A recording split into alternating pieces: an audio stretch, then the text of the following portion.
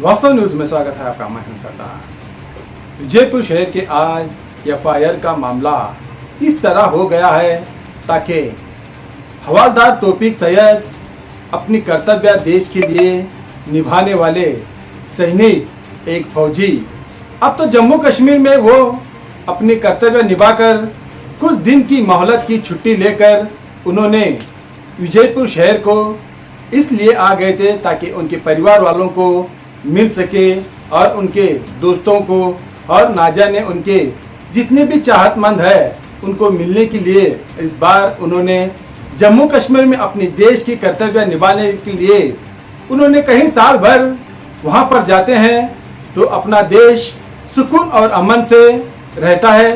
तो ऐसे फौजियों के तरफ से, ऐसे सिपाहियों के तरफ से ही हमारा भारत देश सुकून और अमन शांति रहता है। तो कुछ दिनों के लिए फौजी अपने घर लौट आते हैं, अपने गांव लौट आते हैं, अपने शहर के लिए लौट आते हैं। तो पहले, सबसे पहले मैं पिछली बार भी कह चुका हूं, मगर आने के बाद उनको बहुत बड़ा एक सम्मान, एक बहुत बड़ी इज्जत से नवाजना चाहिए, मगर ऐसा नहीं हो पाया। जब उनके परिवार के जो बच्चों को लेकर उन्होंने जहां पर कुछ तरकारियां खरीदने के लिए गए, मगर वहां पर छोटे मोटे कुछ गलतियों से झड़प हो गई और फौजी को पकड़ से मारकर सर में 3 टाकियां गिर गए और उन्होंने सरकारी हॉस्पिटल पर जाकर अपना वहां पर इलाज के लिए चले गए। तो वहां पर एमएलसी होती है, तब उन्होंने विजयपुर शहर के संबंधिता गांधी चौक पुलिस थाने पे आकर शिकायत दर्ज करते हैं। तो सही वक्त पर इनकी शिकायत नहीं हो पाती। आज यही कहते हैं इन्होंने, जब मीडिया को हमने बुलाया, जब इस मीडिया की तरफ से इंसाफ मिलती है तो सोचो आम लोगों की क्या हाल होती है। तो गरीब के साथ ऐसा हो गया तो आखिर क्या हाल होता होगा। अभी फौजियों का ही ये हाल है यहाँ पर, तो आम लोगों का क्या हाल होता होगा। फौजी ने साफ साफ ये नाराजगी से कहते हैं, तो अब तो फौजी है तो भारत है, तो हम भी है, आप भी है। तो यहाँ पर जब फौजी अपना सब कुछ कुर्बान कर कर इस देश के लिए मर मिटने के लिए रात दिन यहाँ पर बर्फ में अपनी कर्तव्य निभाने वाले ऐसे फौजियों को जब लौट के आने के बाद इज्जत निभाना चाहिए, इज्जत करना चाहिए, यहाँ पर मारपीट करते हैं तो सोचो कैसे लोग होते होंगे। शर्म आना चाहिए ऐसे लोगों को। सबसे पहले ऐसे जब इन पर हाथ उठाते हैं तो यहाँ पर अगर फौजी हो या ना हो तो पहले ये सोचना चाहिए, इनमें इंसानियत पहले रहना चाहिए। फिर भी यहाँ पर इस फौजी को इस तरह मार पीट कर अपमान करने से हमारा देश का भी अपमान करते हैं ऐसे लोग। क्योंकि फौजी है तो देश सुरक्षित है, हम सोते हैं जागते हैं तो सुकून से रहते हैं। तो ऐसे फौजी वहाँ पर बॉर्डर पर जागते हैं तो हम सोते हैं। तो यहाँ पर आने से पहले ही इनको फूलों से बरसाकर इनका स्वागत करना चाहिए था, मगर ऐसा नहीं, यहाँ पर मार पीट हो गया है। मगर कहने को भी शर्म आती है, ताकि हमने फौजियों को इतना इज्जत से नवाजते हैं ताकि हमारा देश सुकून और अमन शांति से रहता है। इन्होंने हमारे लिए अपनी बीवी बच्चे, अपने परिवार, अपने माता पिता को छोड़कर रात दिन कहीं साल भर हमारी रक्षा के लिए बॉर्डर पर रहते हैं। तो यहाँ पर उनकी इज्जत के बगैर यहाँ पर क्या होता है आपको ही बताएंगे, ताकि हम भी शर्मिंदा है, ताकि ऐसे फौजी आने के बाद अगर हमें मालूम होता तो ज़रूर इनको इतनी बड़ी इज्जत से नवाज देते, ताकि यहाँ पर शायद इन्हीं को दोनों के बीच में जो झगड़ा फसाद हो गया है, शायद दोनों के बीच में ये नहीं मालूम ताकि ये फौजी है, और ये लोगों को भी ये नहीं मालूम ताकि यहाँ पर कैसे इज्जत से नवाजना चाहिए। ऐसे पर कानूनी कार्रवाई इतना सख्त करना है ताकि आइंदा फौजी नहीं, शायद आम आदमी भी हो तो मार पीट झगड़ा करने से पहले सोचना चाहिए। ये सबसे पहले कर्तव्य पुलिस डिपार्टमेंट वो अपनी फुल टाइट लाइन ऑर्डर से लेकर इन्होंने अपनी पूरी कर्तव्य निभाएंगे तो ऐसे झगड़ा फसाद होता ही नहीं है। देखेंगे क्या कहते हैं फौजी। यहाँ पर तो पंचनामा तो हो रहा है, हम आपको स्क्रीन पर दिखा रहे हैं, मगर एफआईआर भी हो गया है और फौजी को हमारे वास्तव न्यूज से इनको इंसाफ भी मिल गया है और इन्होंने ये भी कहते हैं ताकि आपकी न्यूज़ के जरिए हमें इंसाफ मिल गया है, अगर ना मिलता तो आम लोगों की क्या हाल होती होगी, फौजी का कहना है। देखेंगे एक रिपोर्ट में क्या कहते हैं फौजी।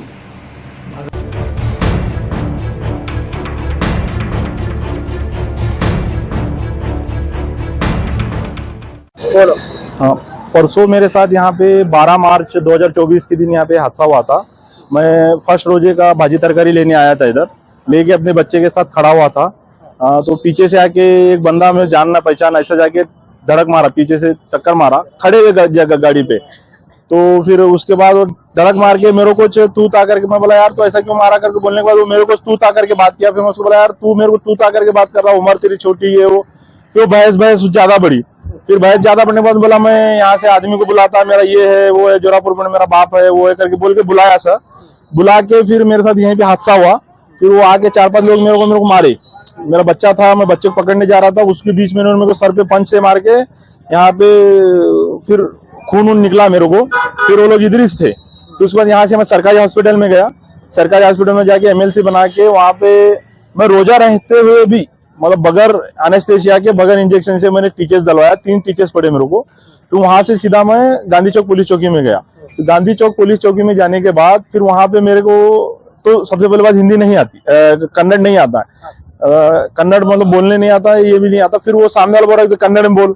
मैं बोला सर मेरे को आता नहीं, मैं आर्मी पर्सन हूँ, मैं एक्चुअली मतलब मराठी एजुकेशन है सर मेरा, तो मेरे को कन्नड़ बोलने नहीं आता ना समझता सर। तो मैं बोला यार हिंदी बोलो, नेशनल लैंग्वेज। फिर भी उन्होंने समझे नहीं।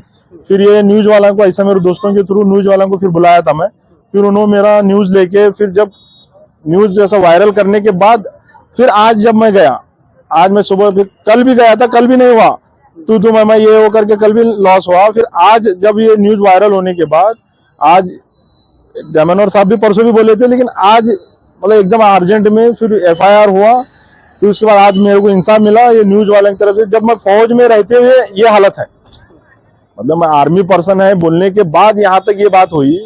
जब आम इंसान गरीब इंसान को अगर ये लोग करते थे तो फिर इनकी कितनी मतलब वो बढ़ गया, वो उसका मैं कुछ बोल ही नहीं सकता सर। तो देखो आज मेरे को इंसाफ मिला है, आज मेरा FIR फटा, यहाँ पे आके बाइट लिए मेरी। तो मैं मीडिया वालों का शुक्रिया चाहता हूँ कि जो फौज का नाम लेके मेरे को इज्जत दिया। एक मतलब जवान को, फौज का हवलदार हूँ, मेरे 21 साल सर्विस हो गई है। इतना होने के बाद भी मैं ये फील कर रहा हूँ कि किसी गरीब को होता तो ये लोग क्या करते, मेरे को ये नहीं समझ में आ रहा। लेकिन फिर भी न्यूज वालों की तरफ से मेरे को इंसाफ मिला। अभी इन जो गंदे बच्चे हैं या जो भी हैं इनको सख्त से सख्त सजा मिलनी चाहिए। इनको मतलब इनके ऊपर जो है इनको पहले टॉर्चर करना चाहिए, जो ये जिसके ऊपर उड़ी मार रहे। अभी कौन कर रहे मेरे को मालूम नहीं क्या है सो, इनको फर्स्ट बार यहाँ देखे सो मैं, लेकिन इनको टाइट करना चाहिए। ये इतना इनका मतलब इतने रवैये से आए थे सर, उसका कोई हिसाब ही नहीं था। आप पुलिस SP को क्या विनती करते हैं? मैं SP साहब को ये विनती करता हूँ कि जब मैं फौज का एक सरकारी सर्विंग पर्सन मतलब जो कश्मीर में भी ड्यूटी कर रहा हूँ, इसको इन्होंने इतना ही किया। अभी मैं SP साहब को यही विनती करता हूँ कि अगर मेरे को किया तो गरीबों को करने के बाद सर ये मतलब तुरंत एक्शन होना चाहिए। तो इन लोगों को है ना मतलब बख्शा नहीं जाना चाहिए। मतलब इन लोगों को मतलब इतना ये बढ़ गया। और एक छोटा इसका भाई है, ये बोलता ऑलरेडी मेरे ऊपर केस चल रहा है, ये बोलता है कि मैं इनको कुछ नहीं कर सकते मेरे को। मतलब इनको टाइट करना चाहिए। SP साहब का मेरे को यही निवेदन है कि इनको टाइट करके इनको एकदम सबक सिखाना चाहिए अच्छे से। पुलिस आए थे? हाँ सर, पुलिस लोग और एक PSI साहब और 2-3 पुलिस लोग आके यहाँ पे मेरा पंचनामा के यहाँ आके देख के लोगों को देख के पूछ के फिर वो आगे मेरा हेल्प किया है सर। अभी लिख के लेके गए, अभी FIR फाड़ के मेरे को देने वाले हैं। अभी मेरा यही विनती है कि उन लोगों को सख्त से सख्त कार्रवाई होनी चाहिए। मेरा नाम है सर, मैं हवलदार तौसीफ सैयद, हवलदार TR सैयद। मैं जम्मू कश्मीर में पोस्टेड हूँ। मैं छुट्टी पे आया था लीव पे, और मैं ऐसा पुणे में रहता हूँ, मेरा घर इधर भी है। तो पुणे से मैं बस 2 दिन के लिए आया था। अब वापस आज शाम तक मैं पुणे जाना है क्योंकि मेरे बच्चे उधर ही हैं। तो बस मैं एक फौज का हवलदार हूँ। बस इतना ही मैं बोलना चाह रहा हूँ कि फौज में रहते रहते इतना लंबा हुआ कि गरीबों को ऐसा नहीं हादसा होना चाहिए। जल्द से जल्द सबकी कार्रवाई हो जानी चाहिए।